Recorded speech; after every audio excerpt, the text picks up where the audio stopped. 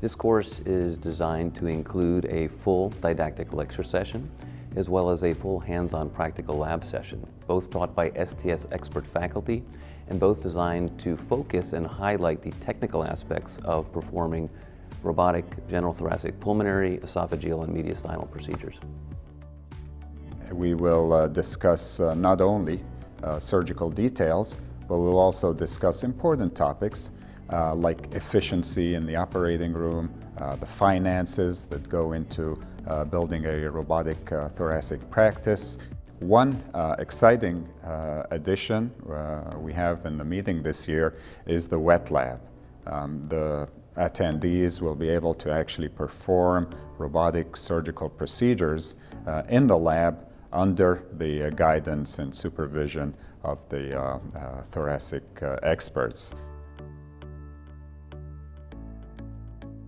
The course is open to practicing general thoracic surgeons looking to start or augment their robotic surgical experience and programs at their hospitals,